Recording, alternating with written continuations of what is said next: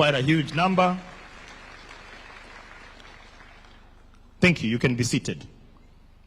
Then, Your Excellency, we have got young people who are going to help us in communication, because this program is touching many lives, but often we find ourselves unable to communicate effectively. So we have onboarded communication and branding, digital marketing, data and entry clerks, and financial analysts. Where are you? Kindly stand up. There you can see them, Your Excellency. These are the people who are going to help us in spreading the word about this program. And then I have building inspectors. And as I say that, Your Excellency, one of the things that you have told us is that there are no shortcuts in this program. And I hope the interns who are here, you understand that these structures are going to house people, and we cannot afford any accidents. So please, no accidents in this program. So we have building inspectors, inspector civil engineering, inspector electrical. Kindly stand up. You see them there at the back. Thank you very much. Then, Your Excellency, we have got supporting services. We have supply chain. You can imagine, Your Excellency, this program alone, under one state department, I have got 1,378 contracts that we are running. So we need support services. So we have supply chain, we have legal, we have data science, information technology. Kindly stand up if you're in that category. Thank you so much and welcome. Then we have got a new utility, and that utility, Your Excellency, is gas. You all know that this affordable housing program, we are reticulating gas to the unit. So we have got gas inspectors, and then we have inspectors for plumbing and drainage. We have economists, we have actuarial, we have HR, we have gender and development studies, and we have got property managers. Kindly stand up if you're in that category. Thank you very much. They're all seated here, Your Excellency. You can see them. Thank you very much. Now, Your Excellency, allow me to recognize that these interns are going to work in live projects. And those projects have been awarded to contractors. And I was looking at my list, Your Excellency. We have got over 800 contractors that we have onboarded through this program. And Your Excellency, what is so satisfying is that out of those over 800 contractors, we only have one foreign contractor. So the rest are all local. And Your Excellency, that is very important, because even those foreign contractors that are coming here, they became big because there was an opportunity that was created, there was a midwifing process that went on, and today they've become international contractors. We believe through this program, our local contractors will graduate to becoming international contractors. So allow me to ask all our contractors, wherever you are, kindly stand up. All the contractors, they are seated all over the place. Your Excellency, they're representing over the 800 contractors in this space. Then, Your Excellency, we onboarded a very special group that you actually helped to negotiate even the fees. These are our consultants. Now, these interns, Your Excellency, are not going to be employed in our offices. They are being employed by our consultants with our support. And these consultants, Your Excellency, are classified in what is called a consortia. And one consortia has 7 different firms. And we have got 35 consortia. So if you do your maths, we have got over 300 consulting firms through this program that have been given an opportunity, and today they're extending that opportunity to the graduates and the interns. So allow me to ask these consultants who've really worked hard to kindly stand up. All the consultants, they're seated all over the place. Thank you very much, representing the various consulting firms. Your Excellency, allow me then to recognize these interns will be paid through our housing board. And this board has been very special. So Jerry, the chairman, and your board members, kindly stand up so that we can recognize you. Thank you very much. That's a board of affordable housing. And then we also have our National Housing Corporation board that is here, that is working with us as one of the implementing agents. National Housing Corporation board, kindly stand up. Thank you very much. Thank you. Your Excellency, I also have a very special mention to Safaricom. When you met the CEO in December as we were handing over Mukuru, they had a passion to support the interns. And today, they have said that all the airtime that will be used by the interns to communicate the data they're picking, that Safaricom is going to pay for it. And today I have Sylvia, I don't know where she is. Yes, Sylvia is our director. Thank you so much, Sylvia. And Safaricom for not tiring in supporting the government agenda. And Your Excellency, they are also considering giving the interns a tablet so that you have data. So Your Excellency, because we have the main course is coming up, allow me just to recognize my colleague PSs who have come here. Kindly stand up. I'm not going to mention you by name. Kindly stand up. Thank you very much, PSs. And Your Excellency, you can sit. This work, including the legislative framework for the affordable housing program, will not have happened if we did not have a very supportive committee. So allow me to ask my committee, led by our chairman, Ngong, Ngeno, and the rest of the team, kindly stand up so that we can recognize you. Thank you so much, Your Excellency. This team has given us a lot of support, and we truly appreciate. So, Your Excellency, allow me at this juncture to invite my cabinet secretary to come and make some opening remarks, and we can take the program forward. Asante sana. God bless you, and thank you. Let's also give a clap to my Principal Secretary, Charles Hinga, as he sits down. Your Excellency, this is your meeting this morning to meet with the interns. But let me recognize your presence here and this invitation, allowing time for us to come here. Your Excellency, the Deputy President, I think all protocols settled and mentioned. I want to adhere to that in the interest of time. Your Excellency, today we present a new picture to the country. This new picture, Your Excellency, is that we have been working with the professionals. But today, 5,500 interns are here in State House to tell you that we have actually commissioned them. But without this presence, Your Excellency, the people out there may not understand the entire space. Your Excellency, the picture that has been coming is for our project sites, where our critical workers are the masons. That is what people see, the artisans in each project site, currently standing at over 320,000 without this team here. Your Excellency, we know that these are professionals in their own right. Your Excellency, we want to thank you because the idea to bring this team on board was actually your idea.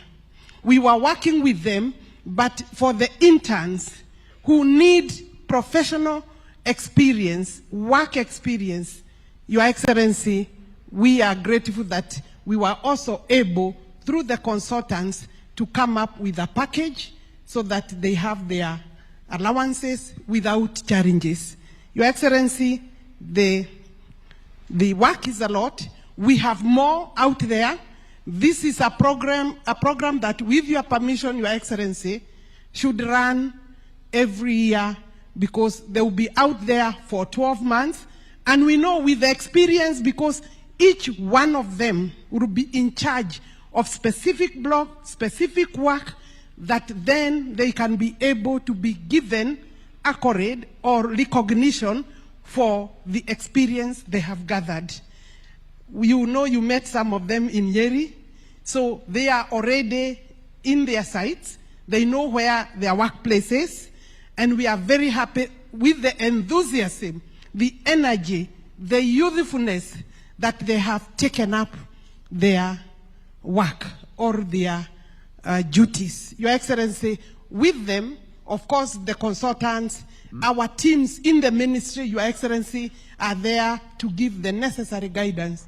I don't want to add beyond that, but let me, as the Cabinet Secretary, recognize the input of the Department for State Finance and Physical Planning in this exercise in terms of our work.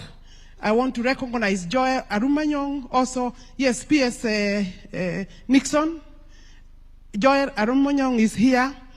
And of course, with Hinga, they are working very well to ensure their contribution in terms of seamless implementation is available. I want to recognize the Cabinet Secretary, my colleague, Soipan, who has come to support me.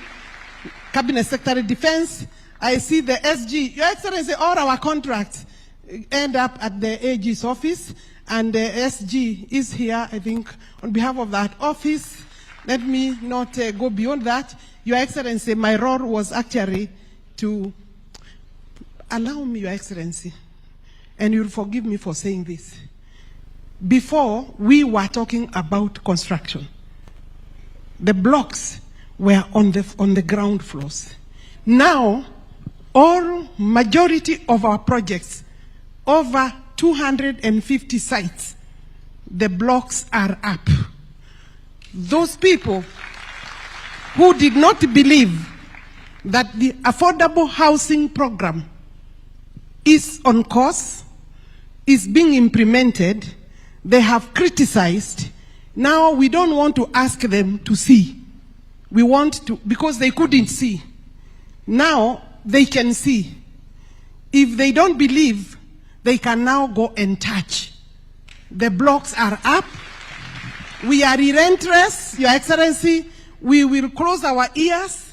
We will open our eyes. We shall remain focused to assist you in ensuring that this program is one of the most successful programs that your government will be able to deliver to the people of Kenya. Your Excellency, let me now invite His Excellency Professor Kithure Kindiki, and allow me to say, si huyu mungwana ni fire si fire, ni fire si fire, noma si noma, Your Excellency.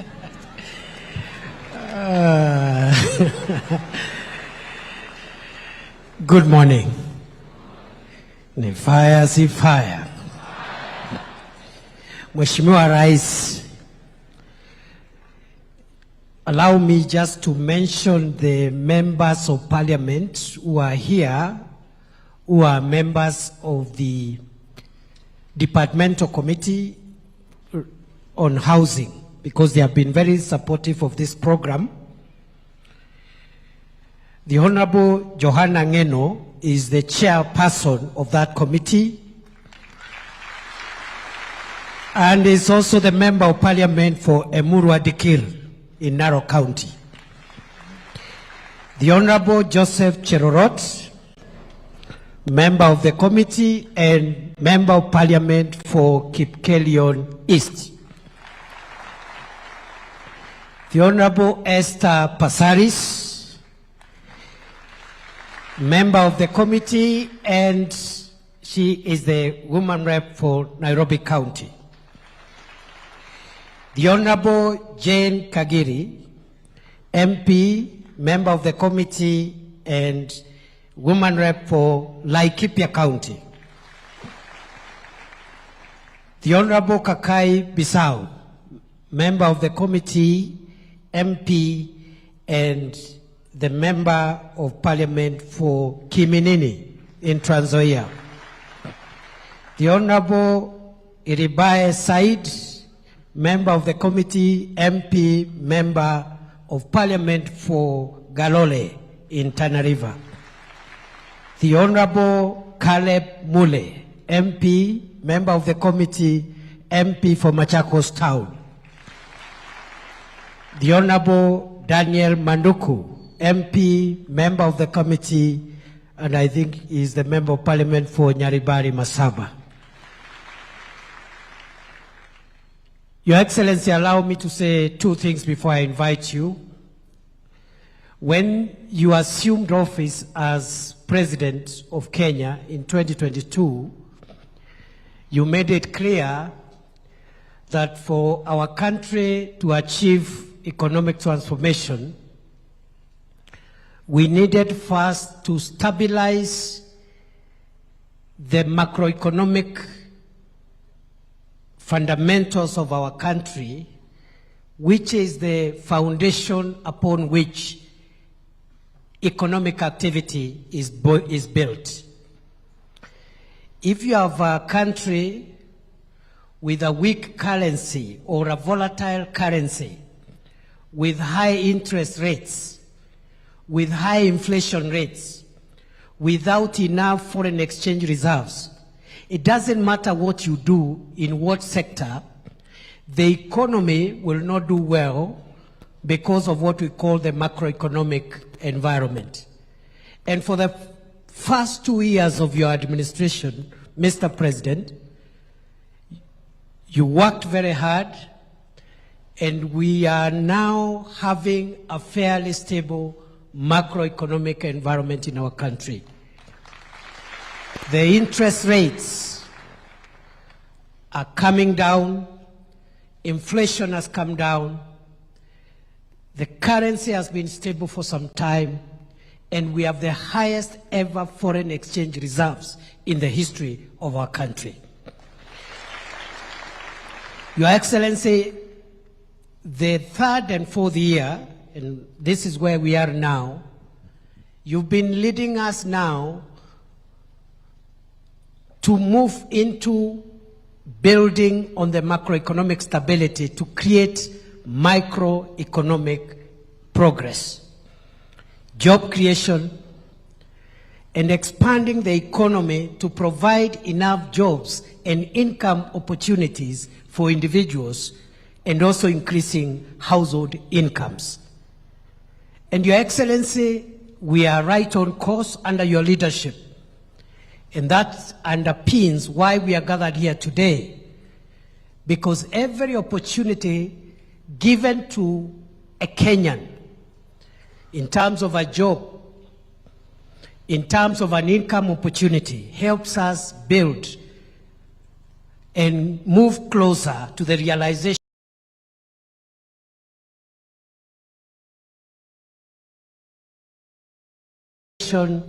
of the bottom-up economic transformation of our country, and it helps us realize the vision of getting Kenya from where we are today in the third world to the first world economic status. Therefore, Your Excellency, these interns, 5,500 of them, are part of the many other initiatives the administration that you lead is creating for young people and for Kenyans in terms of jobs and income opportunities.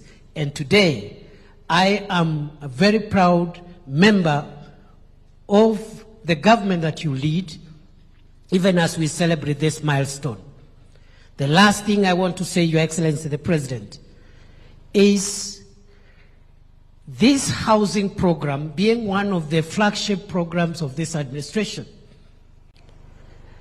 as the minister has said, is now picking off, and the consequences and the effects and the impact of this program are beginning to get seen and get felt. And therefore, the public housing program, this housing program, is going to be the driver of the housing sector, even as private sector supplements the housing needs of the people of Kenya. Your Excellency, so far so good. We must continue farming up on the professional standards and quality control systems that are in place to make sure that the houses that are being built are safe in the long term for the people of Kenya.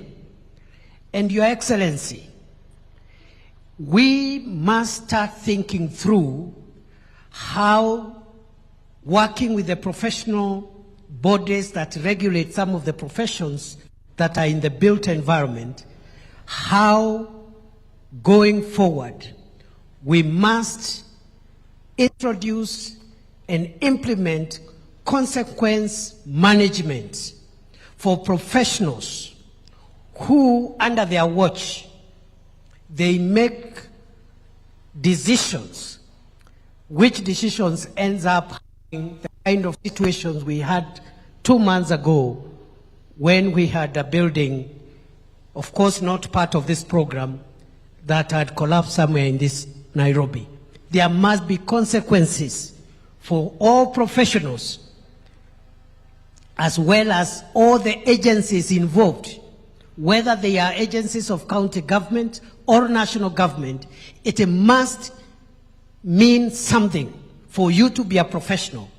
And under your watch, or through a decision you have taken to approve something, something happens that affects the safety and well-being of the people of Kenya.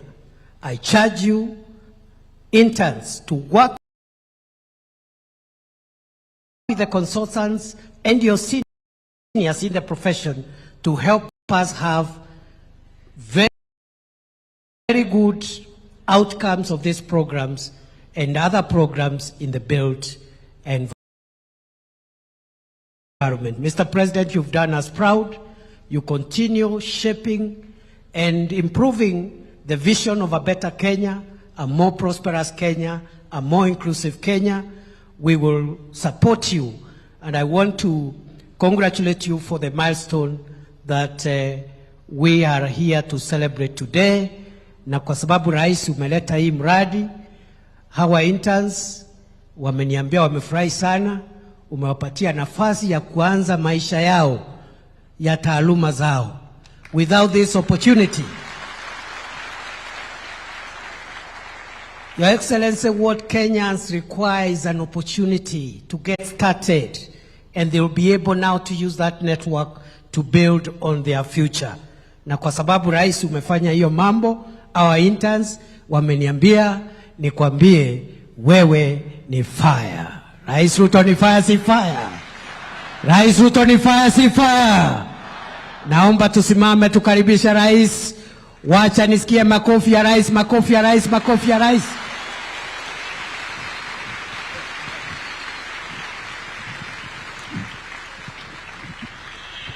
Good morning, everybody. Hamjambo. Bas, you can take your seats.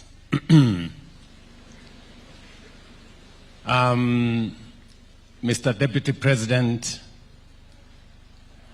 all the other leaders present here, members of consulting firms, our construction companies, and the people of the moment, interns in the construction industry. Everybody, I want to welcome you this morning to this very important occasion, I am very happy, truly, that we are having this meeting. When I see the men and women here, professionals,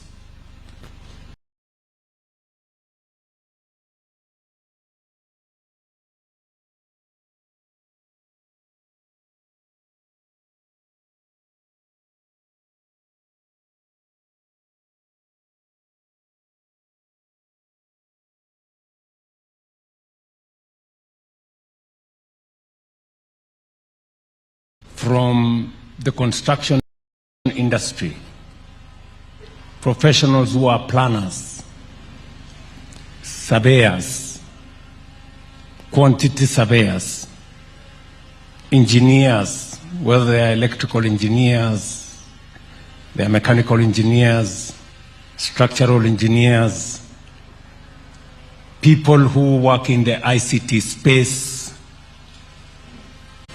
and the host of professionals that are represented here today. I am very proud that indeed the housing program is maturing, and we have professionals, we have workers, we have companies, we have consulting firms in the equation.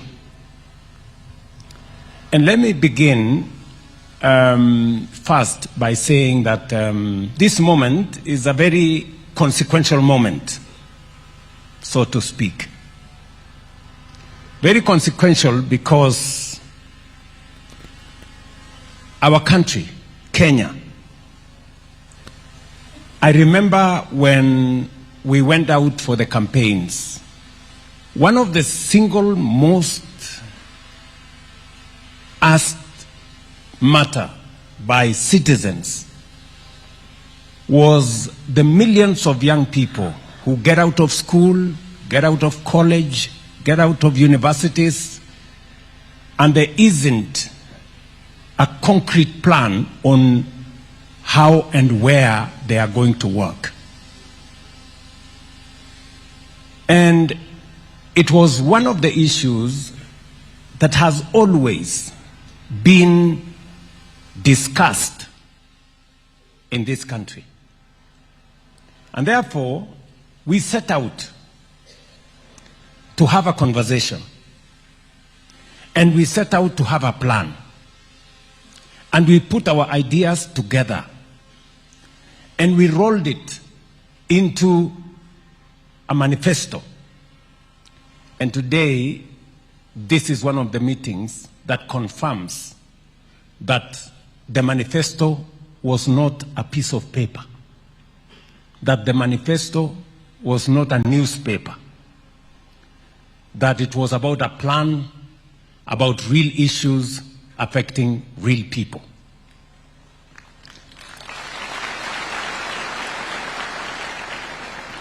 My very able deputy has told you that we had to set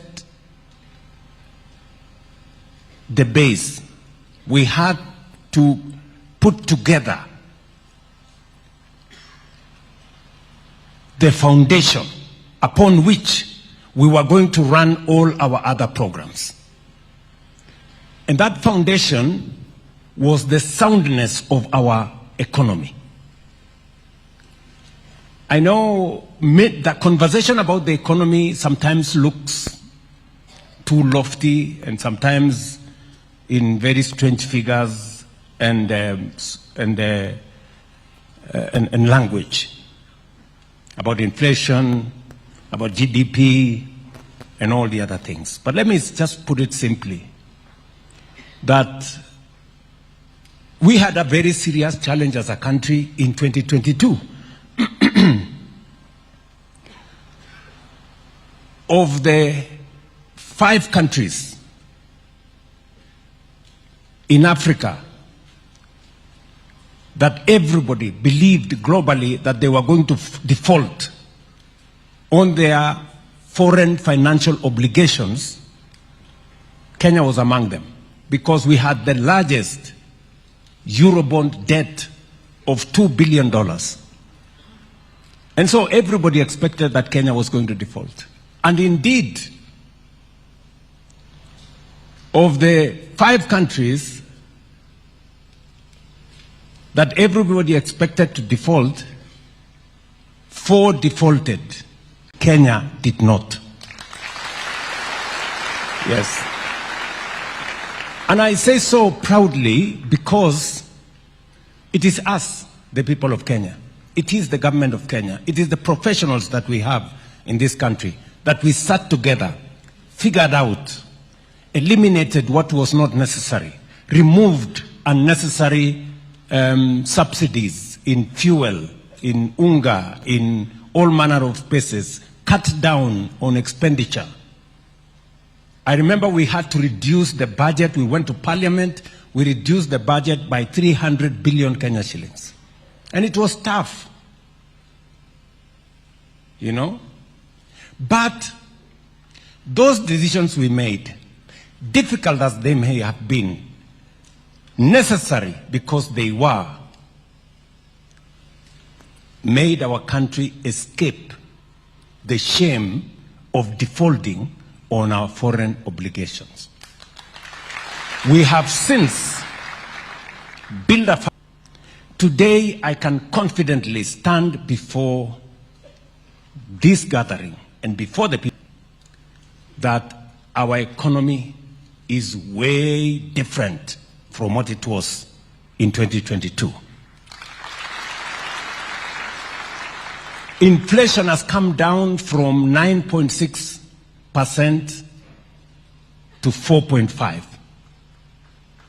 Our dollar exchange rate that had gone all the way to 165, today it is 129 and coming down. Just watch this space in the coming month. Our foreign exchange reserves that had come down to almost 2.5 months of import cover, about $7 billion. Today, our foreign exchange reserves has risen to 12.3 financial metrics. Our economy has grown, and now we have overtaken Ethiopia, we have overtaken Angola, we are now the 6th largest economy in Africa. That is Kenya, by the way, just in case you are wondering which country I'm talking about. Yes, that is Kenya. The one that I hear some politicians say is a failed state. I think the failure is not in Kenya, the failure is in their small minds.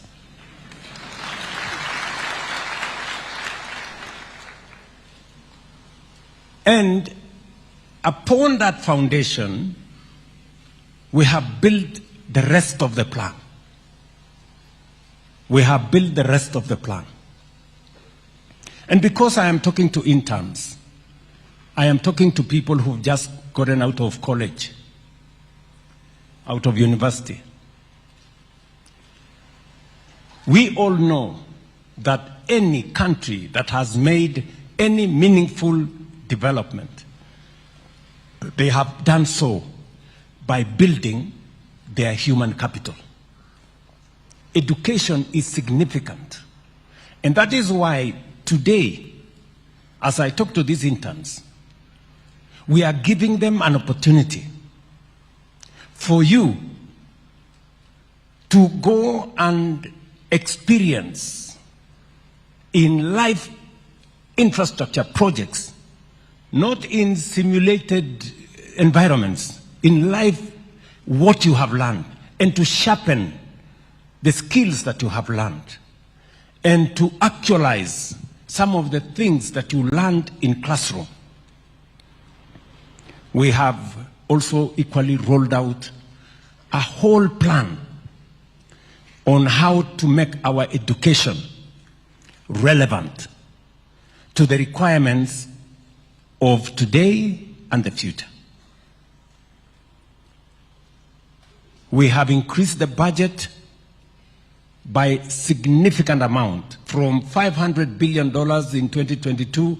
This year, these members of parliament will tell you, we have a budget of $702 billion for our education sector. Why are we doing that? Because education is important. I see some people try to talk about education.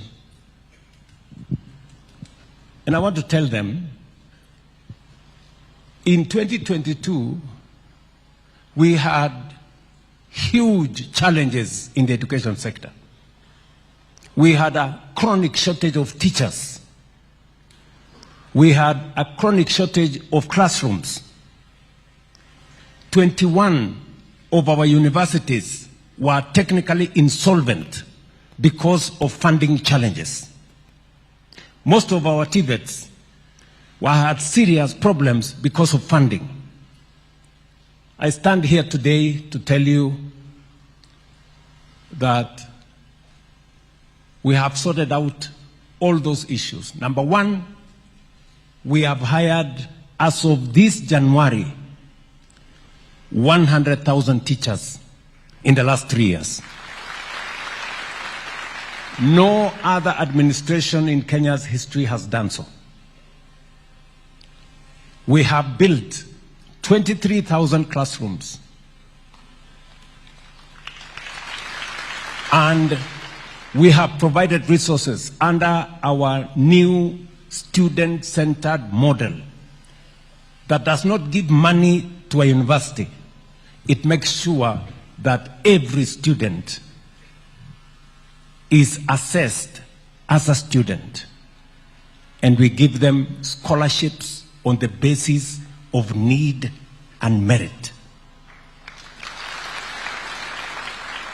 And ask any vice chancellor today, ask any vice chancellor, they will tell you they can now pay salaries, they can pay their suppliers, they can even pay taxes, and the universities are getting out of insolvency. That is important.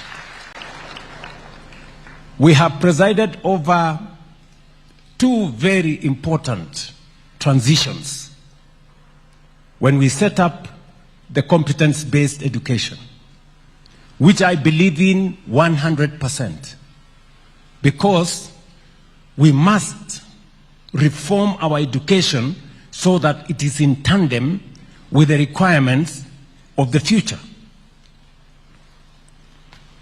And when we designed the competence-based education, it was supposed to make sure that education does not just be about formal learning and passing exams and that kind of thing. It was about transferring skills, creating knowledge, and making sure that we prepare our human capital for what is right and what is necessary for us to move Kenya to the next level.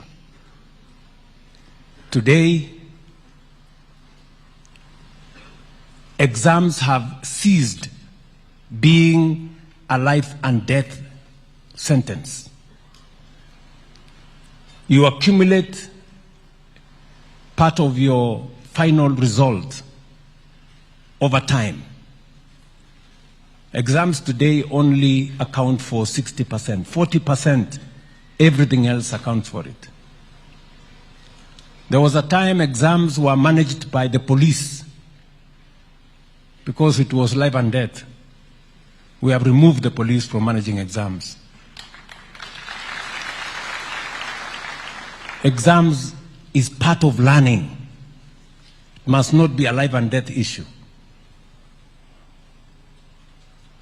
So, and I'm saying we have presided over two transitions from primary school to junior school,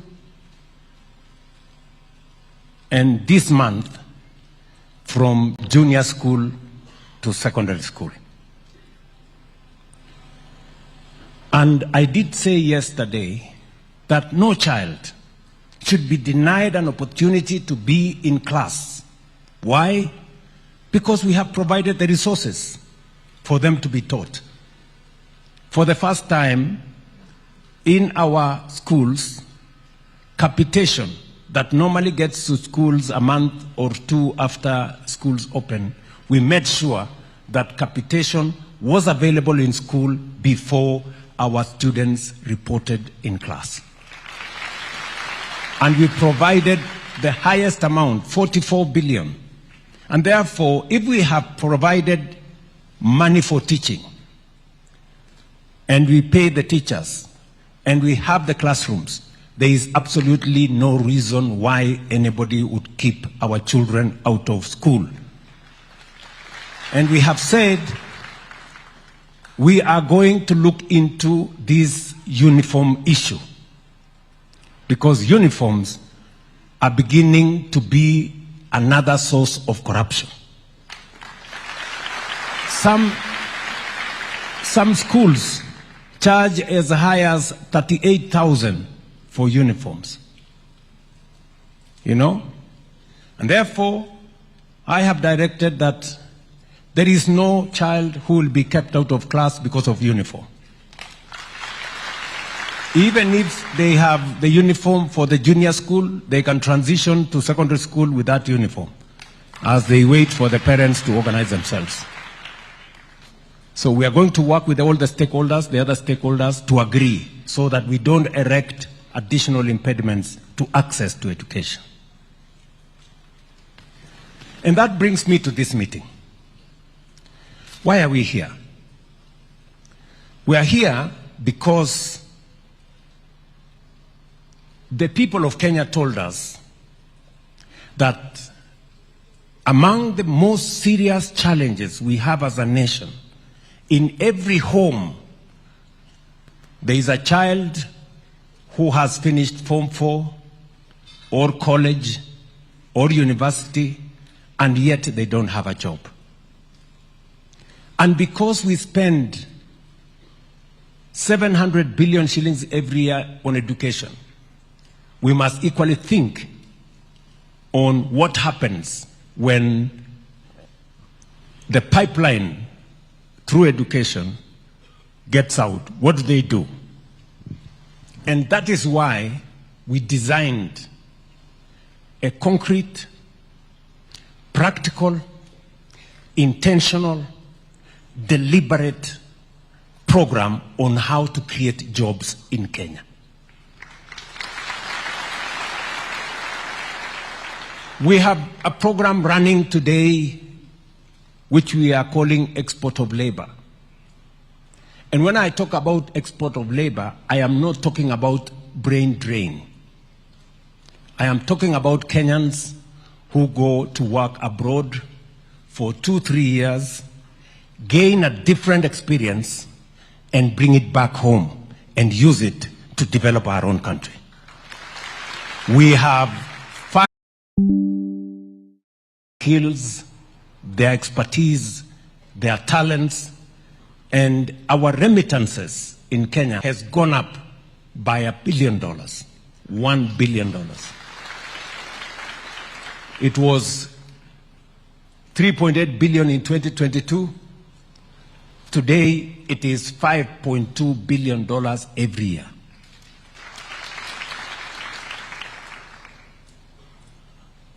We have a whole ecosystem that we are building.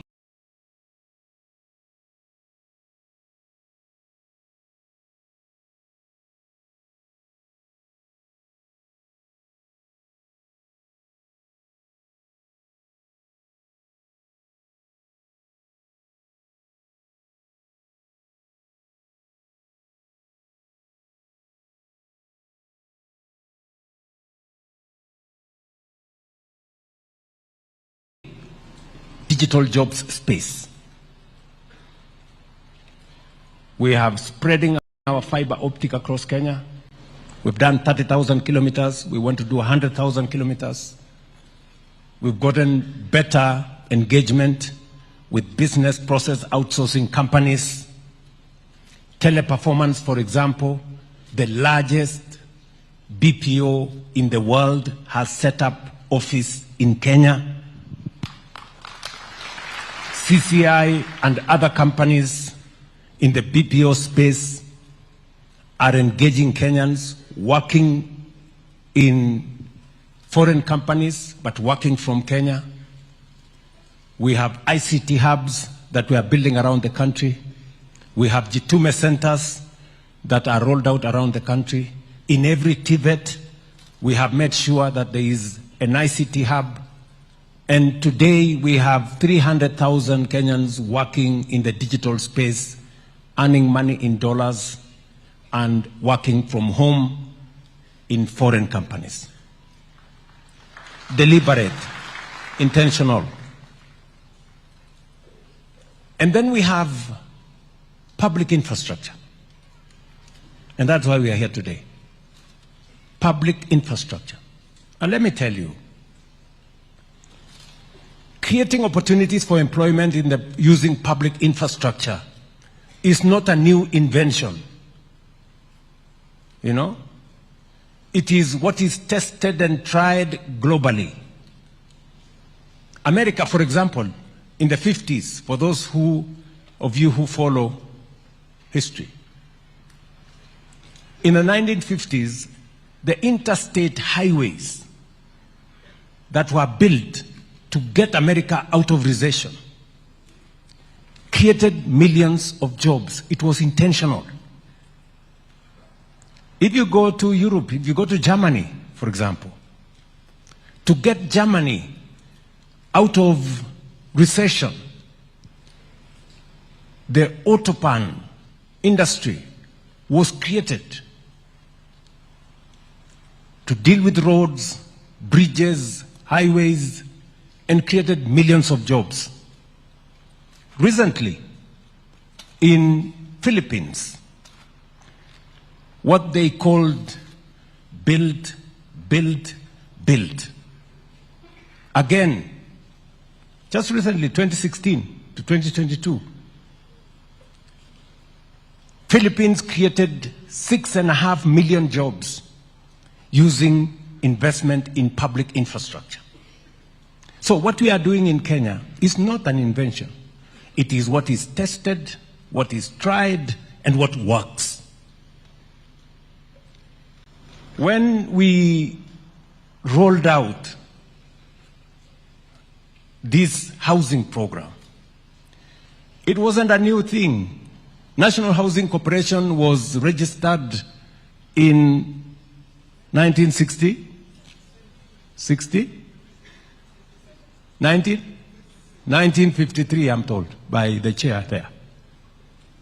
Almost earlier than South Korea and Singapore registered theirs. Right? But we have been, battling with what do we do with it? How do we do it? It was there. We went to slum upgrading. It was there in the manifesto of every political party. For the last 30 years, housing has been a permanent feature in every political party's manifesto. In fact, in the last election, housing was in the manifesto of Kenya Kwanza and was in the manifesto of Azimio. Right? But when it came to implementation, my friends, politics took the center stage. Oh, Zakayo, sijui. That's how I became Zakayo, right? Never mind. At least today, we have close to 6,000 people here, professionals, engineers, planners, surveying engineers, electrical engineers, structural engineers, civil engineers, and a host of many other trades, painters, carpenters, masons, electricians, name them. We have a whole ecosystem of people, professionals who work now in our construction industry, building houses, building markets, building hostels, and the face and skyline of Kenya is changing. Yes, it is changing. Yes, it is changing. Go to anywhere. Go to any big town. The face and skyline of Kenya is changing. And that is why I want to persuade you, and I am very, very, very proud of this moment, that Kenya is finally doing what is right. We are finally taking charge of our own destiny and changing our country for the better. Yes. You guys will be working in real, live infrastructure projects, either in a market or in a hostel or in a housing program. You will be there and you will experience firsthand that Kenya is changing. And you will help us. Your knowledge, your skills, your expertise is going to contribute to making sure that those projects are world-class standards. They are efficiently delivered. They are professionally handled. And they are safe for our markets and hostels for our students and houses for the people of Kenya. So, I am really, really proud of this moment, that we finally are believing in ourselves. You know, for a very long time, politics has sabotaged our country. Negativity. Believing in others more than we believe in ourselves. And speaking negative things about our country, believing that nothing can happen. You know, I've come a long way. Many people were saying, oh, this gentleman is lying to us. Oh, fertilizer was 7,000. He's saying he's lying to us. Today it's 2,500. It's real. Oh, he was going to hire teachers. We have hired 100,000 teachers. It is real. Oh, so SHA is real. 28 million people are registered today in SHA, and SHA is working. Oh, I don't know. The economy is not telling us the truth. Today, the numbers don't lie. Oh, affordable, this housing fund is a slush fund. They are going to steal all the money. Oh, you know, William Ruto is the one supplying cement. I don't know, he's supplying steel. Nonsense. Today, the houses are there. They are staring at these people.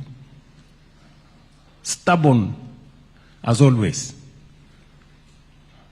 So, good people, let us believe in ourselves. Let's believe in our country as we believe in God, because this country is going to be changed by us. And therefore, I charge you, young people. I say so because I'm old enough to be your father. Many of you are what? 30? Less? Yeah. Anybody who is below 35 is old enough to be my child. So, I want to charge you. The housing program today, we have signed contracts for 600 billion. How much? And this is our money. We didn't borrow it from the IMF. We didn't go to the World Bank. We didn't go nowhere. This is our money. We are using our money. We are engaging our companies, Kenyan companies. We are engaging Kenya's consulting firms, professionals. We are using our raw materials. And the young people of Kenya, including the interns who are here, are at it. transforming our nation. It tells you there is nothing that we cannot do if we believe in ourselves and if we provide the right leadership. If I was a coward, this project would not have happened. Vile wananipigia makelele hapo, oh, Zakayo, maandamano, nini. This project would not be there. We would not be having this conversation with these many young people. So, let me ask you, as I finish, and to thank many people who believed in Kenya. Many public servants, public officers, working Kenyans who contributed to the housing fund. They are the heroes of this program. They are the ones who have made this program what it is. And I want to encourage them that every cent that they have contributed to the housing fund, I take full responsibility that it must be put to good use, and it must develop the houses, the markets, the hostels, money that was meant for it.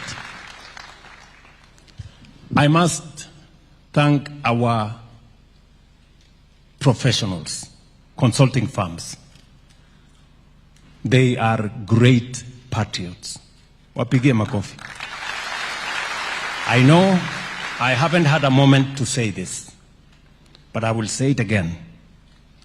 These consulting firms, our architects, our engineers, our surveyors, and all the people who have made housing, markets, hostels possible, they have made a very big contribution. Just imagine, their fees ordinarily would be anywhere between 8% and 12, 13, 14%. Ordinarily, that's what their fees is supposed to be. I called these people. Jennifer was there, right? We sat in a room there called number 6. And I told them, listen, you know, this is our country. Let's believe in ourselves. You people, you do one house here, one house there, one block of flat there. We want to give you scale.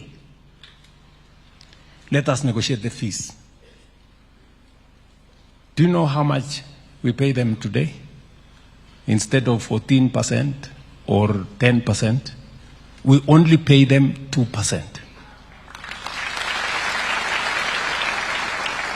And they have done a wonderful job. Wapigie makofi. They've done a wonderful job. When I write my book, finally, about this housing, these consulting firms will have 2 chapters. They have made a huge contribution. I recognize that. I really do. I recognize that. That you believed in this country, and you said, we also want to make a contribution as professionals. And today, as I roll out this program of interns, we are going to pay a small stipend to these interns. Yeah. And I want to say, as we pay a small stipend to these interns to be to help, for them to learn and help us supervise the sites, they will be working under the consulting firms. They will be literally part of your labor force. So we have consulted. I did ask the ministry to give me some numbers. And we have agreed that for the sacrifice you have shown as consulting firms, we are going to increase what we are paying you from 2% to 3%.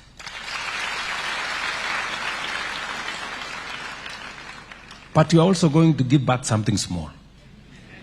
These people, these young people, we are paying them a small stipend from our side. Consider also to pay them a small stipend Small. Kidogo. Huh? Kidogo. I am not going to give you any figure. You people go and decide.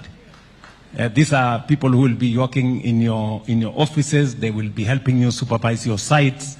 Just be considerate and see how you can. Because much as they want to learn, they need to go home, come back, pay rent a bit here and there, and survive. Yeah?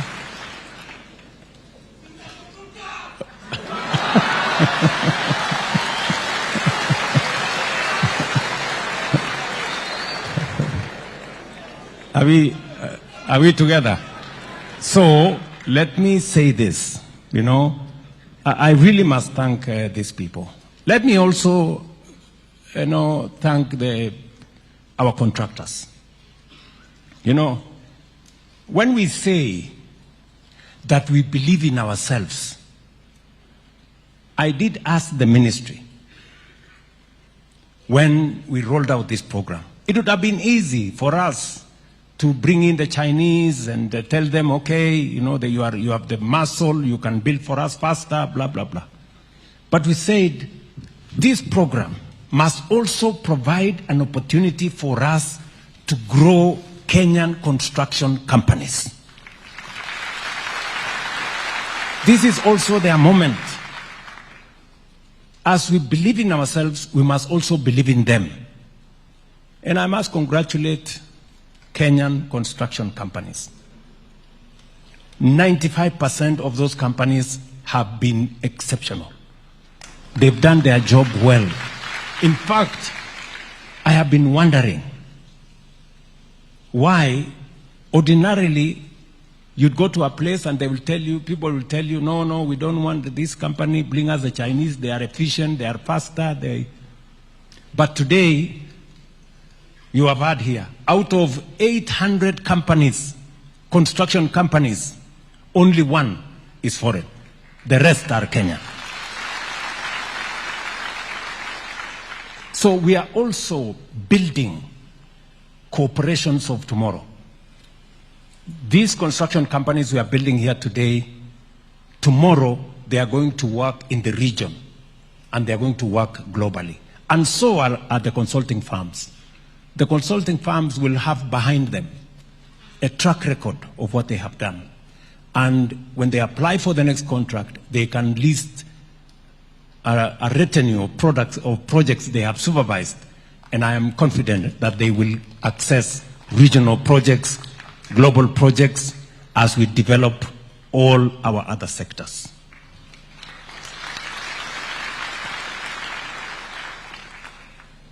Let me conclude by saying this.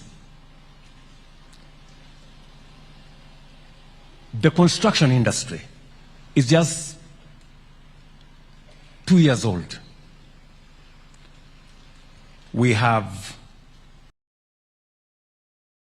240,000 projects, some towards completion, some halfway, some in different categories.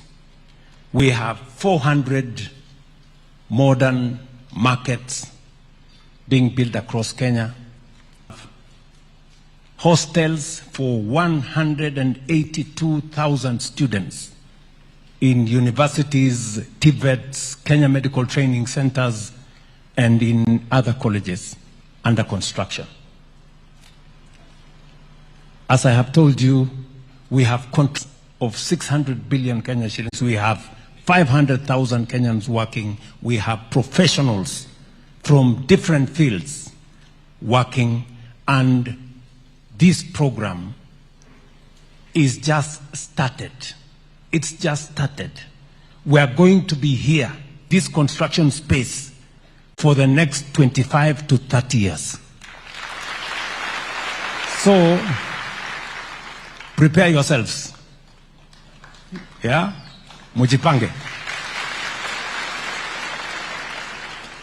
And for you guys, this is a launch pad. It is not a stopgap. This is internship. Do you understand what I'm saying? It depends on what you do with this moment. It depends on what you do with this moment. This moment, the opportunity you have to be an intern will make you either the next professional, to work in the next consulting firm, to start your own. The future is yours to decide what you do with this moment. All right? I was told the dream is free, the hustle is not. Mwende mujipa. Lazima ujitume. Yeah? Sindio? So, you guys, you have a moment of history in your hands. All of us as a country, we have a moment of history in our hands. And we are not just talking about this construction space around housing markets. You've heard me. I have said recently in the State of the Nation address towards the end of last year that we are now scaling up.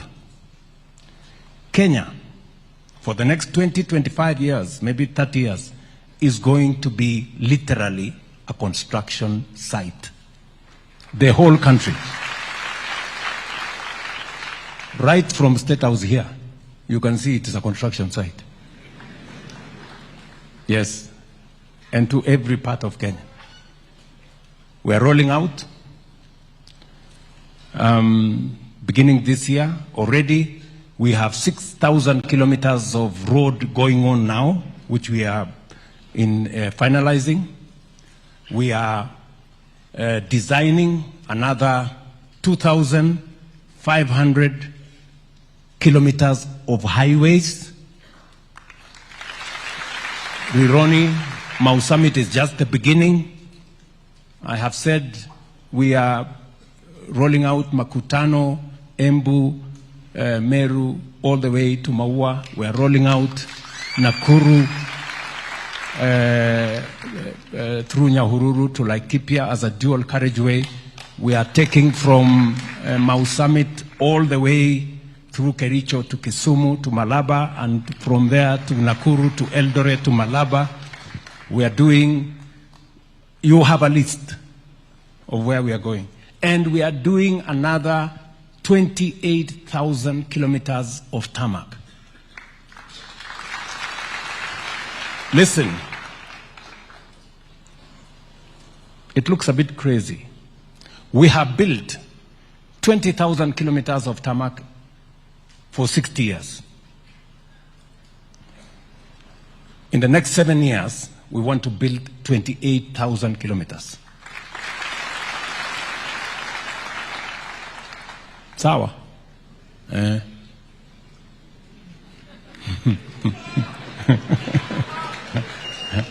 it's going to happen just as you see, in our lifetime. Up to 7 years, in the other, we're going to do it. We must do another, and I'm talking about construction to get our country moving. We're going to do, as I have said, 50 new mega dams, 200 medium-sized dams, and thousands of small dams across the country. We are going to do another 10,000 megawatts of energy. And for your information, we have the money to do it. Yes. Tuko na pesa ya kufanya hiyo kazi. Mnanielewa? I know you don't believe me. We have the money to do it. Pesa is not the problem. The people, these professionals is not the problem. Look at these companies. Many people, if you told them we are going to build all these houses, wangekuuliza iko wapi kampuni ya kufanya hii kazi. Today, we have 800 companies, Kenyan companies, doing this job. Hakuna mtu tumeenda kutoa Ulaya kuja afanye. They have signed 600 billion shillings of projects and they are doing them. Hiyo high rise yote mnaona dunia hii yote. If you go to Kisumu, go to Migori, go to Kakamega, go to Bungoma, come to Eldoret, come to Nakuru, Thika, wherever, all those houses are built by Kenyan companies. We have what it takes to transform our country. And we have started the process of raising the money to do it. I said 5 trillion. Yes, we have the means to raise 5 trillion. Na itachelewa, by next year we will have raised all the 5 trillion. Na Kenya itasonga mbele. Sawa. This is not about politics. This is not about the next election. This is about transforming Kenya. Sawa. You know, and I want to ask some politicians. The other day, we all agreed that divesting, privatization, is a prudent way of raising resources. When we went to the market, today we are in the market on the Kenya Pipeline IPO. It's going to democratize the ownership of a public asset like Kenya Pipeline. Today, you as an intern, you can buy shares in Kenya Pipeline. And I want to ask you, I want to ask every Kenyan, with only 900 shillings, you can buy 100 shares of Kenya Pipeline. And you can continue and buy more and buy more and buy more. Let us all own a piece of the good that we have built together. But you will hear some people saying, why are you doing this? This is wrong. The same people who told us, who agreed with us, let's do it. We're saying we're divesting a portion of Safaricom to raise money. They tell us, oh, who negotiated? Where is the committee that negotiated for the price of the shares? Really? Any public listed company, the tested, proven, transparent valuation is done by the capital markets. It's done at the exchange. It's not done in boardrooms or by committees.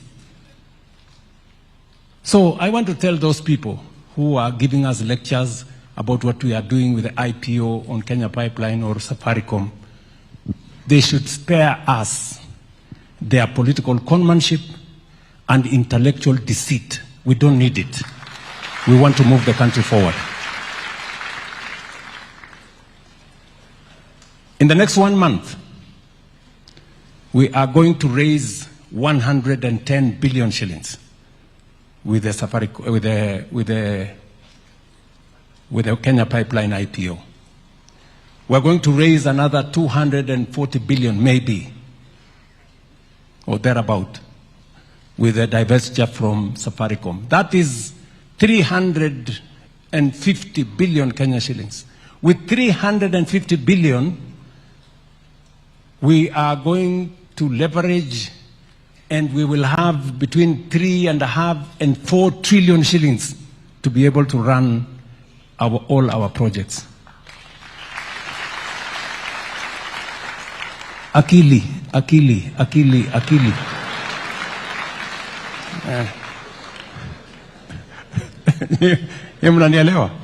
Yes, that's what is required. For a very long time, politics has sabotaged our development, small-time politics, and that's why I tell these people, we are going to change Kenya in our lifetime. When I talk about moving Kenya from the third world to a first world, I mean it. And it's going to happen right before our eyes. It is going to happen. Tunaelewana, my friends? Tuko pamoja. So believe in yourselves and let us believe in our country as we believe in God. Nothing is impossible. We are going to change this country. Kenya is moving from third world to first world by all means possible in our lifetime. Sawa. I can go on, but let me stop there. Thank you very much for listening to me. Wonderful, wonderful. Another round of applause for His Excellency. I'll request that we kindly take our seats. Let's take our seats. Your Excellency, with your permission, will now transition to the panel discussion. Our first panel discussion is women in construction. It has been long said that it's a male-dominated industry, but through the affordable housing, there is proof that this norma has been divulged, and as a result, we have very many women in construction. This session is going to be moderated by the PS Housing, PS Hinga. So as we put this together, let's put our hands together as we welcome PS Hinga, who is briefly going to give us the bios of the contractors who he's going to be having this discussion with, together with His Excellency. Karibu.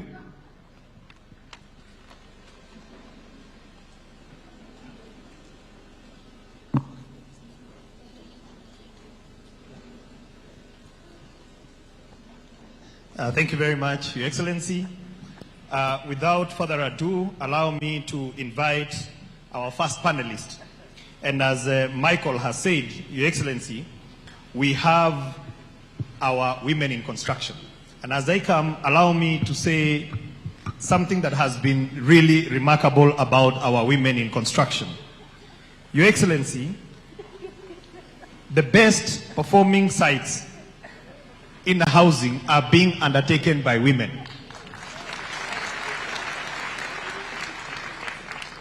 And I'd like to ask two of the best performing contractors to come and join us here on stage. We have Imelda and Mudeo, who are really shining in this men's world. Karibuni. I also have Amina.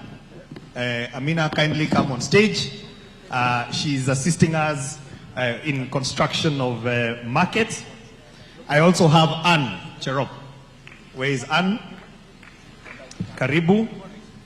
I also have a contractor come engineer, one of the finest from the lakeside, Lillian. Karibu sana. She's doing an amazing job in our western side of the country. I have also Anastasia, Karibu, and I have Margaret Mwende, Karibuni.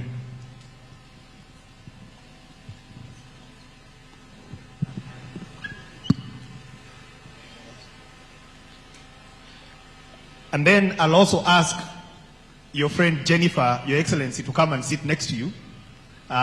She's a tough negotiator, but I think you are a bit tougher than her. But I'd like to ask Jennifer, who negotiated for the consultants, to come and sit right there next to His Excellency. There. And ladies and gentlemen, allow me now to invite His Excellency the President to come and join the panel.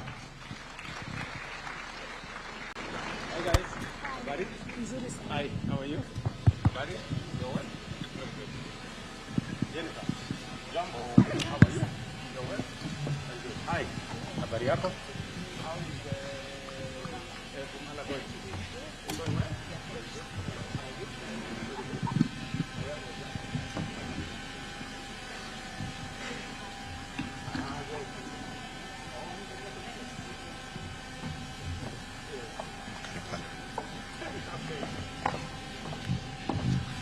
Thank you very much. Your Excellency, this is a conversation with these wonderful ladies that represent a universe of a well-performing contractors in the country. Because it's a conversation between them and yourselves, I just want to ask each one of them to introduce themselves, what they are doing, and give us a snapshot of your experiences of this program, what this program has meant to you in your sector, and compare and contrast where you are, where you had irregular opportunities, and now you have got big opportunities. So allow me to start from that side, and then we will pick up the conversation with His Excellency. Kindly introduce yourself. My name is Margaret Mwende from Kitui. It's okay. Let me start again, Your Excellency. My name is Margaret Mwende from Kitui. I was doing ESP markets and it's already completed. Thank you, sir. My name is Amina Abdunur Ali. I'm a contractor. I completed Kangeta market and Adiru market. Right now I'm doing Gipumene and Kina market. Although Kina market we have some challenges here and there because of the land. We don't have up to now the land to build the market. I got an award for civil work also for Mandera, Marsabit, Embu, Dharakanidhi, and Isiolo County. Thank you.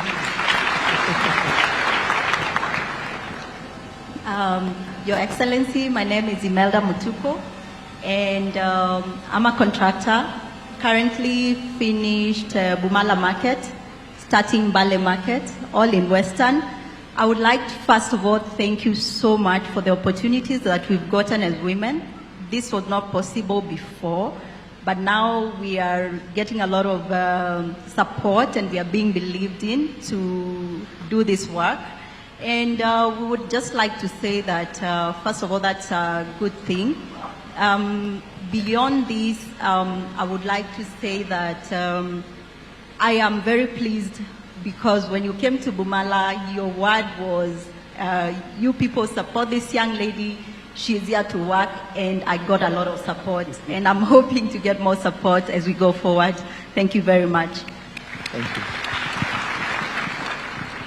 you. Your Excellency, my name is Jennifer Musimi, formerly the president of RQSK, very instrumental in creating this program.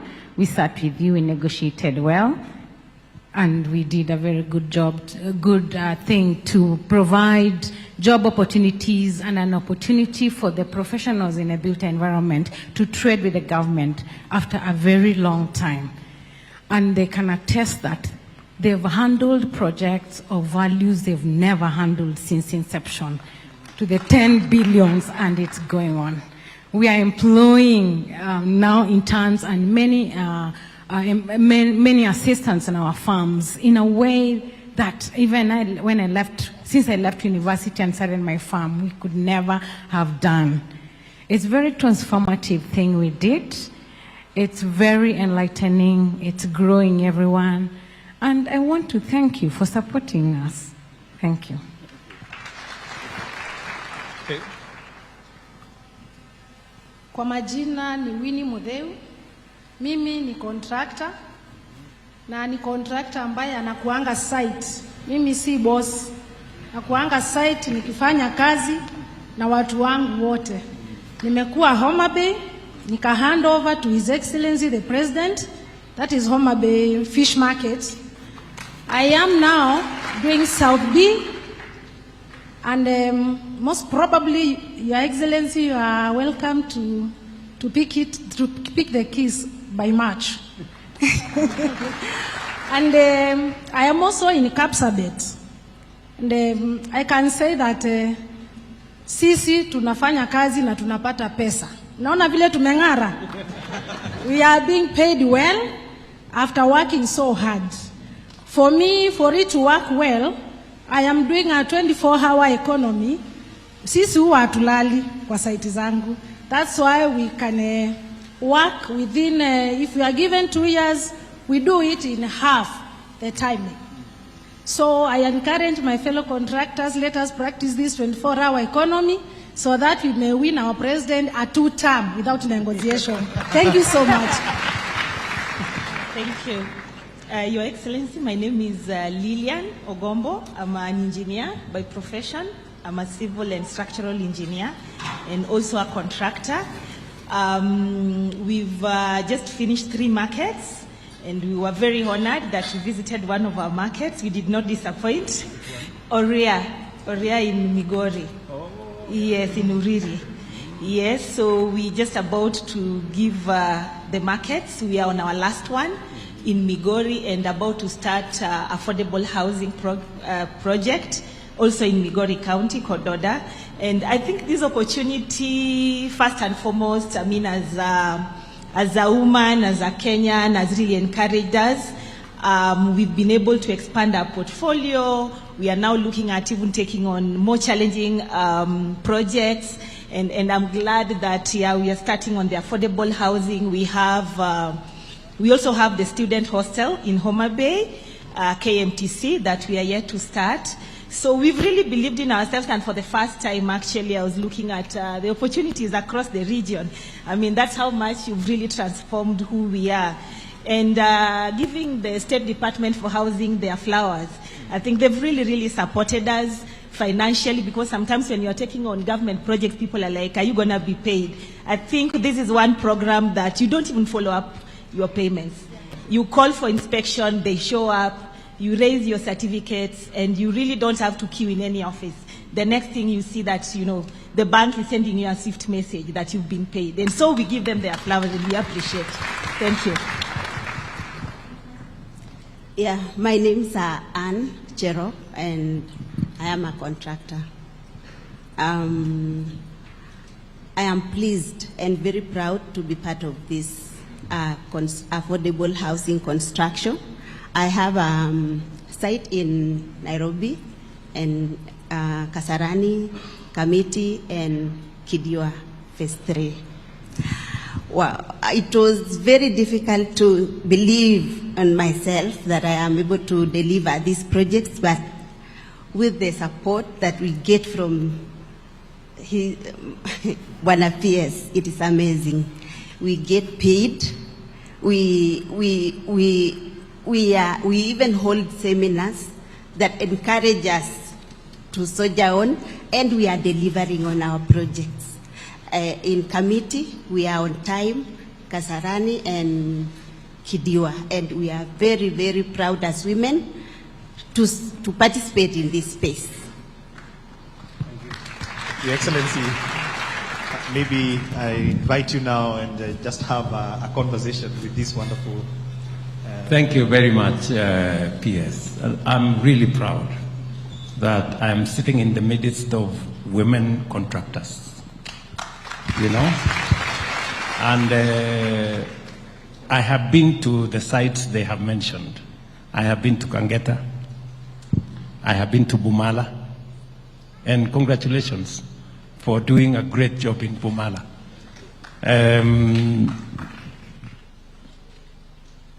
I don't know, did the traders move in? Not yet? Oh, for commissioning. I'll find my way there, or I will send fireman here to come and do the... Yeah? So, looking at these great ladies, and you have had them, they have 2-3 sites. Some of the sites they have finished. They have moved on from doing a market. They've now moved on to affordable housing. Let me ask Anne, you've talked about Kidiwa. Kidiwa is in my hometown. Are you doing the market or the affordable housing? Affordable housing. I'm doing affordable housing. Is it phase 1? I know there is phase 1 and phase 2. Phase 3. Phase 3. 2. Phase 2. Yes. You're doing the phase 2. How many units are you doing in the phase 2? I know phase 1 was like 200, was it? Yes. Phase 2? Phase 2 is 1,800. 1,800. I mean, Anne, you're that serious? Huh? What is the size of the project in terms of quantum? What is the contract value? 5.3 billion. 5.3 million shillings or? 5.3 billion. Billion. Wow. How far are you now in terms of percentage of construction? Are you on time? We got challenges at first because when we got into the site, the drawings changed from 18 to 9 plus 15 floors. Oh yeah. It was actually my decision because the original design was for 9 floors. Yeah. But when we assessed the place, we said we could go to 15 floors. 15 floors, yeah. So you had to readjust the contract. So that is what delayed us. Yes. And then we have finished the rafting. Yes. Now we are beginning.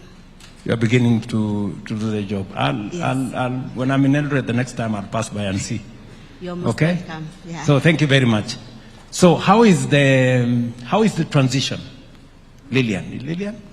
Yes, how is the transition? You've told me you did the market in Oria?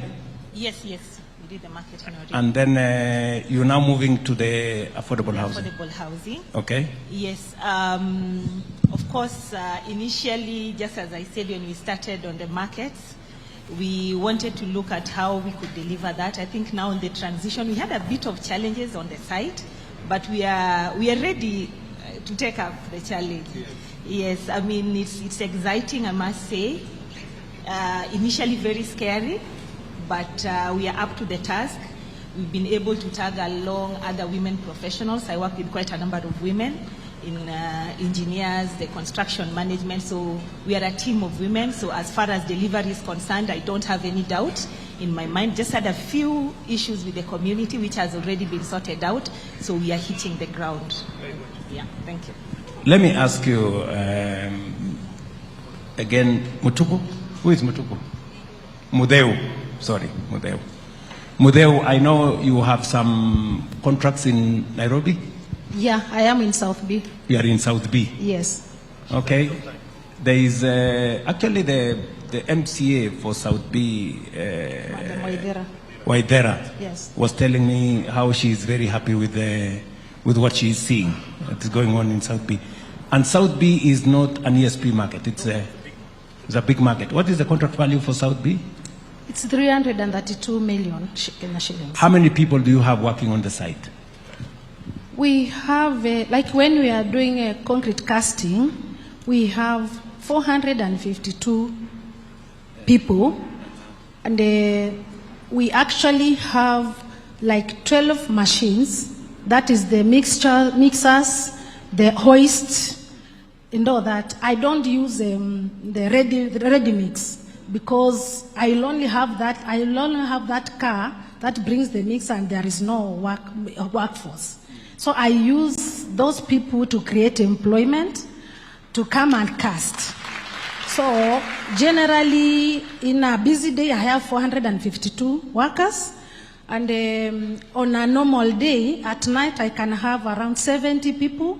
And by daytime, I have around 80 to 100, depending on the activities at the site. Yeah. And different stages yeah. of the construction. What? Different. I'm saying different stages of construction. Yeah, you have different number of people. Of course, yeah. Yeah. Yeah.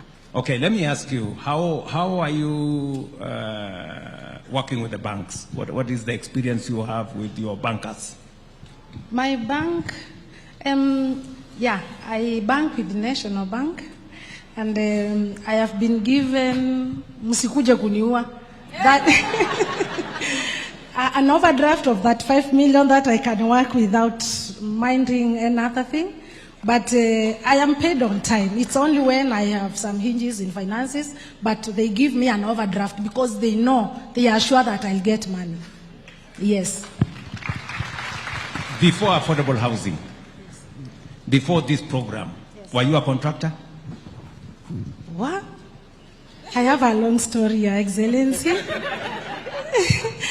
Yeah, I started as a cashier at site when I finished my O-level in 09. And it's a long story. Okay. And now So we leave it for another day. The long story. Yeah, I can touch some small details. Okay. Yeah, I started as a casual laborer. Wakati wanawake walikuwa wanaambiwa kazi ya mjengo si yao, but because I come from a humble background, I had to start there where I saw an opportunity. From there, the boss of that company saw my efforts, and she promoted me to start paying and looking for those who are not working, so hand to deliver. That was in 09. I started in West Pokot. And from there, I have grown. I have been, I've bought shares from the company.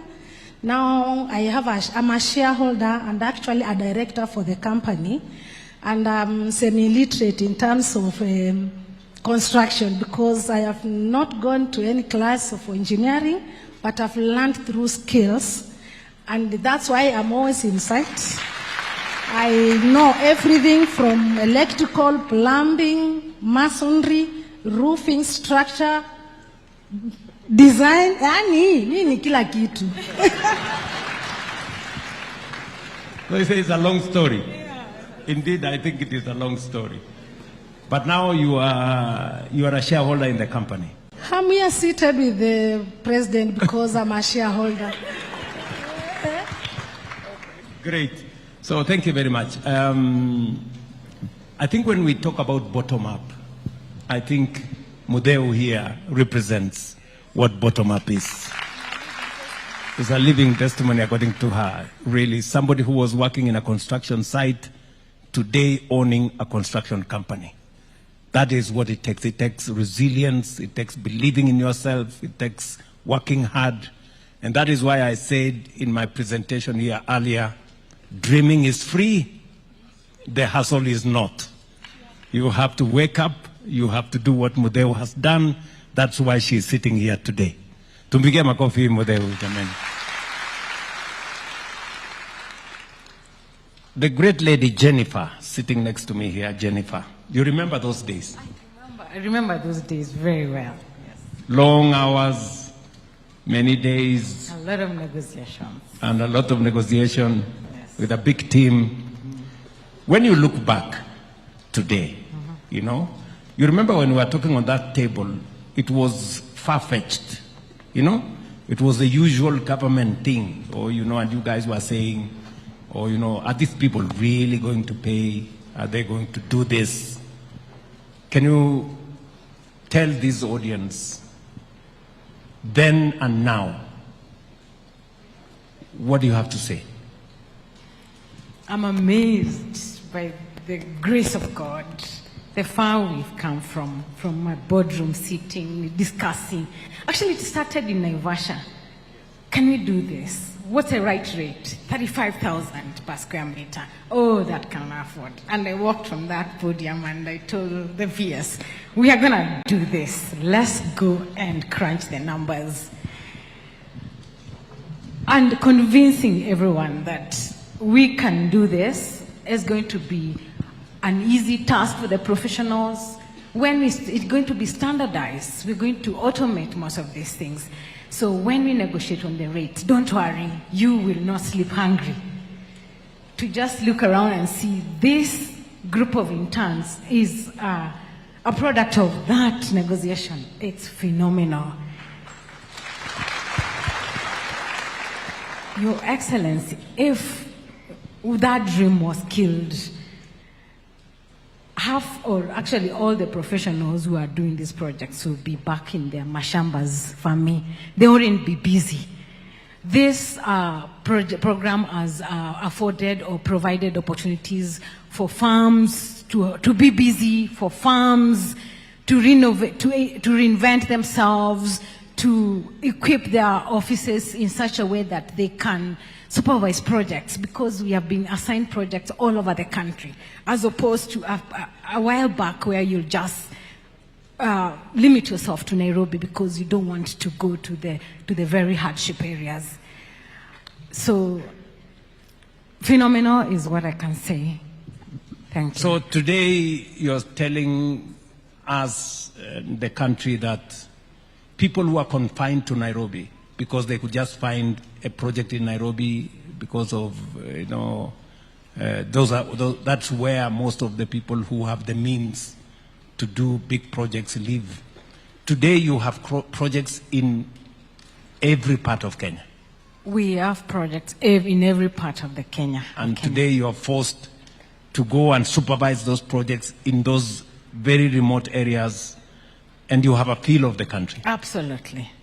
Now, you know, many people ask me, and sometimes people do not believe that what we are saying in terms of what it will cost a house, because the price of a house has come from 11 million shillings to 3 million.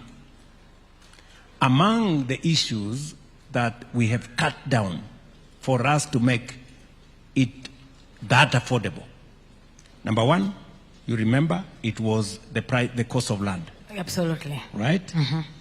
Number two, we've taken out the cost of land. Yeah.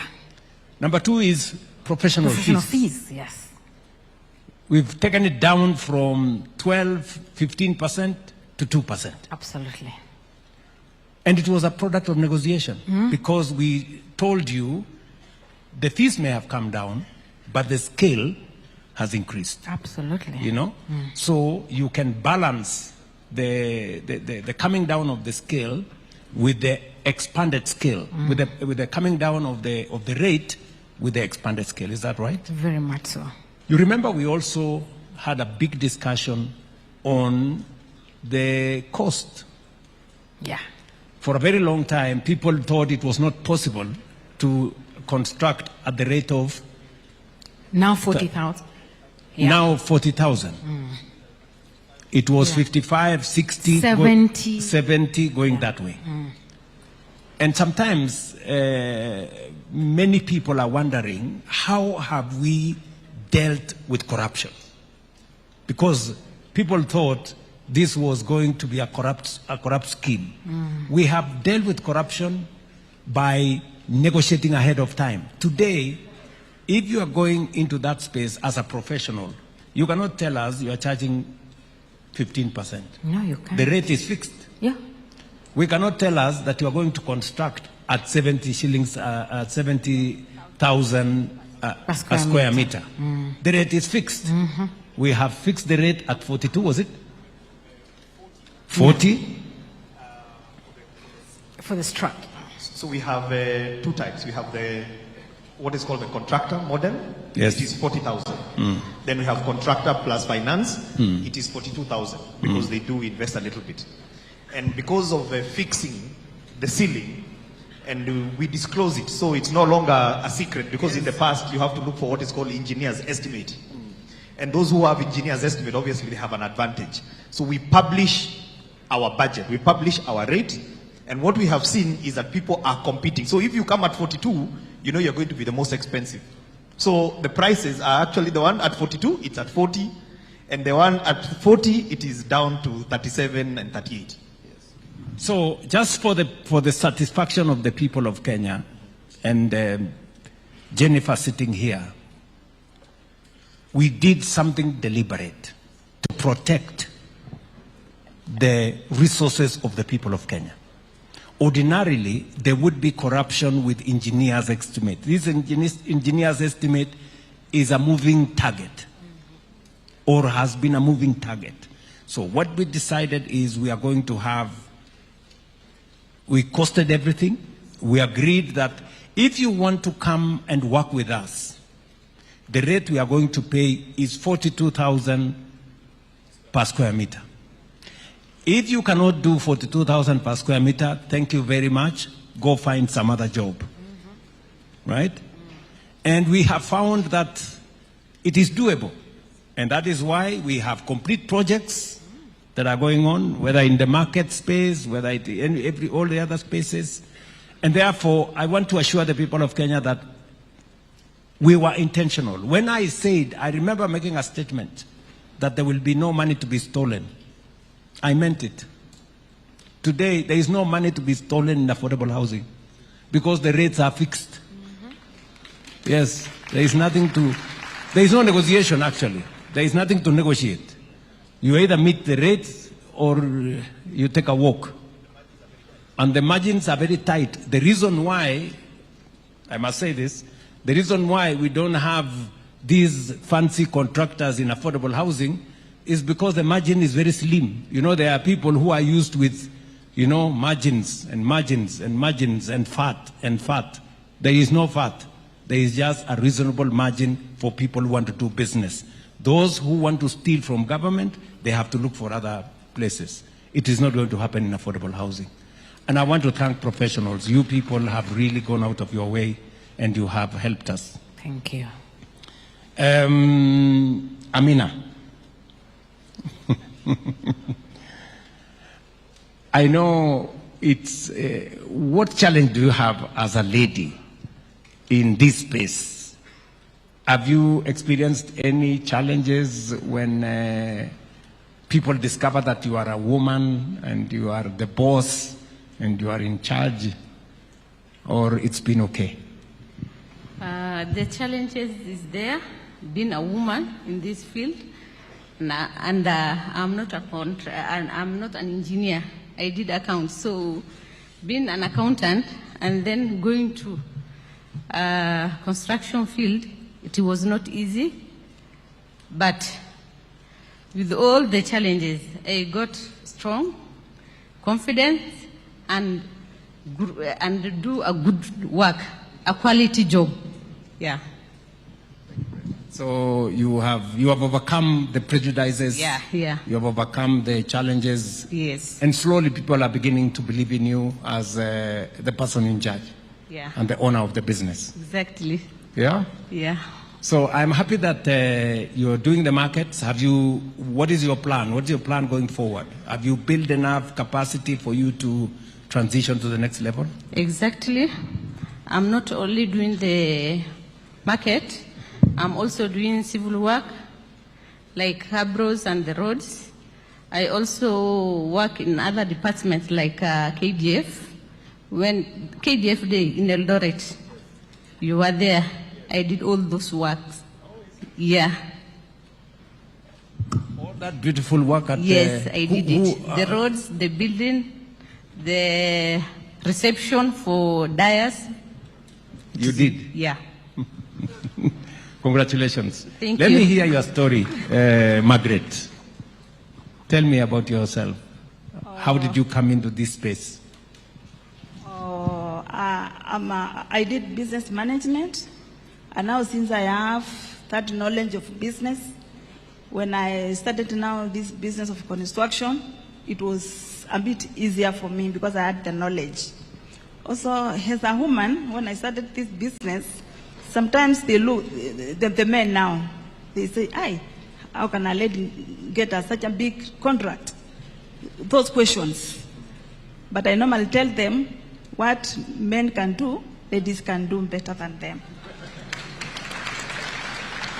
I'm also doing business in other ministries, not only this one of housing, and I'm doing well in business.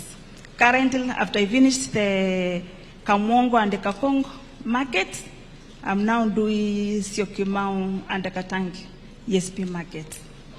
So thank you, Your Excellency.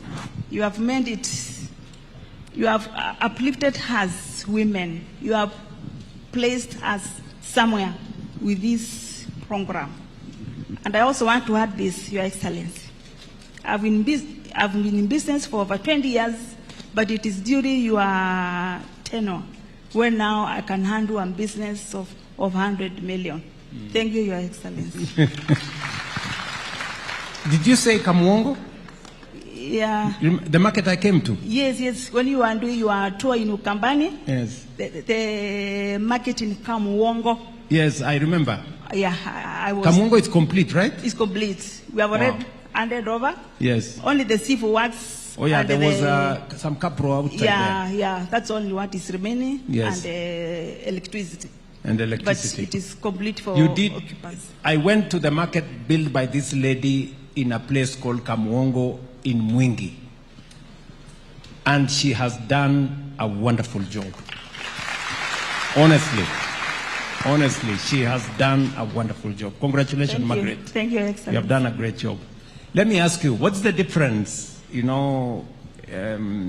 between the contracts you have now, the challenge before what was the many people tell me before, people had difficulties engaging government because you get a contract, you do the job, and then it stalls because there is no money. Is that the case, that it was different then and today? Before it was very difficult when you see the exchequer, whatever. But with this housing levy, once we do our invoice, in 2 weeks' time, we have our money. And it makes us easy for us to continue with the project. Now, let me ask you a final question, Jennifer. I know you live in Kenya. There are politicians who are saying they want to scrap housing. They want to do away with all this, that it is the wrong thing for Kenya to do. What do you have to say?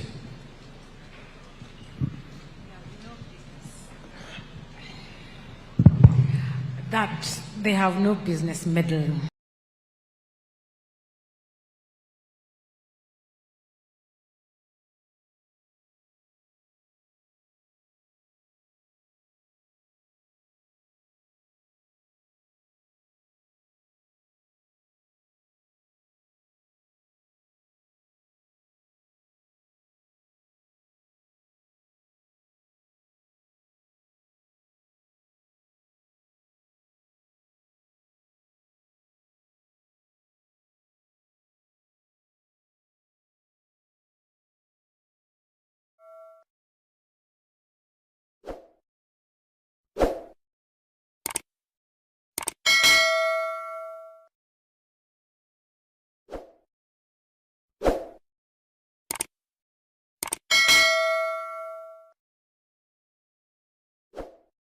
Yeah, in terms of the supply of labor, yes. Actually, I want to agree with her, and it's important that that's an area that I'm almost saying we, but yes, your administration needs to focus on, Your Excellency, because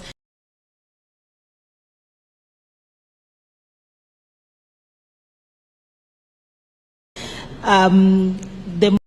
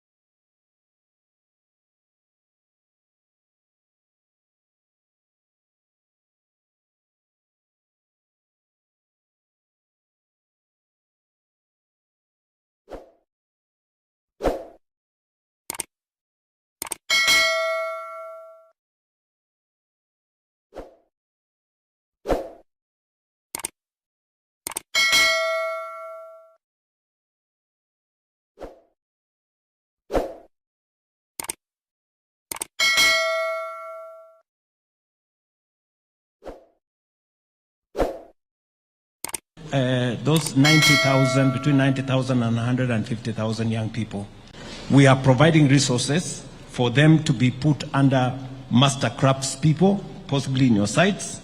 We're going to pay the master crafts people to train them. We're going to pay them a small stipend for them to attend those courses in those sites. And at the end of 6 years, we're going to examine them, we're going to certify them, so that they again become available as a workforce for you people in the construction space.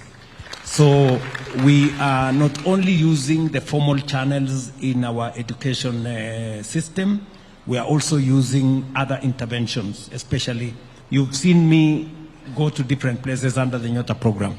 It's part of raising the people with skills to be able to be supportive to your program. Yeah? Okay, finally, my sister Mutuku. And thank you very much for doing what you're doing, by the way. Thank you I am very very much. proud. I am Thank really, you. really very proud. Thank you. when I see women, go out of their way with confidence, run a business. And I'm very happy that the people in Bumala gave you support. They did. They actually did. And through the challenges, we managed to finish within 9 months. Yes. Yeah. A contract that was supposed to run for 1.5 years. You did it in 9 months. Yes. A round of applause for her. I saw it when I visited your space. Yes. Mutuku, what do you want me to do better? I mean, from where you sit, of course, there are those who are saying this program should be stopped. Jennifer has said here they need prayers, and some people will pray for them. But what do you want us? What do you want me to do? Additionally, what do you think? How do we scale this? How do we do it better from your experience? I think you've actually just addressed one of the best ways I think we can get better. We are lacking in the space of, professionals, people that we think can work with us on site, to just enable these works to be done and to be done well. We get a lot of casual labor, but when it comes to some of these fields, especially mechanical fields, electrical fields, you find that there's a lot of gaps there. And importing does not work very well, especially for some of us who work outside Nairobi. So that has just been a challenge, and I've heard that you're addressing that, so we will be very, very happy to get that. Yeah. I hope young people are listening across the country, that there are real opportunities in the construction space for some of the construction professionals, whether they're electricians or carpenters or mechanical people or people in the electrical space. And we are opening up our TVETs for more spaces. We have, in the last 3 years, moved spaces from about 320,000 to 700,000 spaces now in our TVETs. Through these parallel, what we are calling the policy we rolled out on recognition of prior learning, and we are doing it here in most of our construction sites.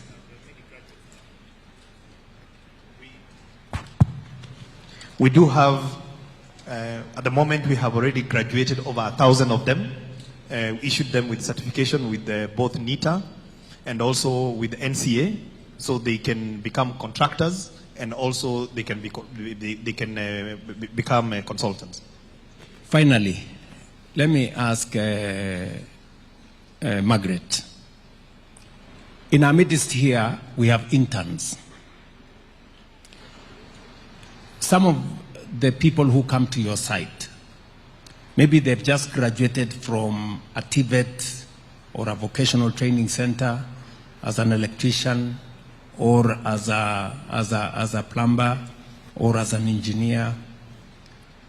Sometimes when you get fresh graduates, do you experience a challenge of them not having as much experience, and that maybe they have good papers, but it doesn't translate to real,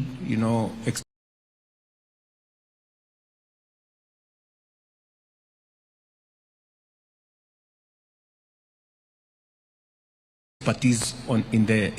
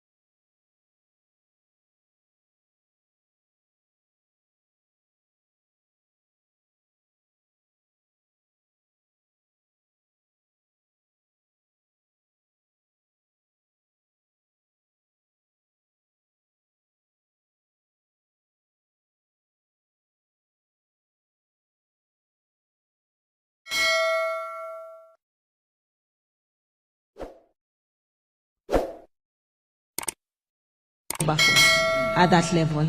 Yeah. Okay, so I will just point to you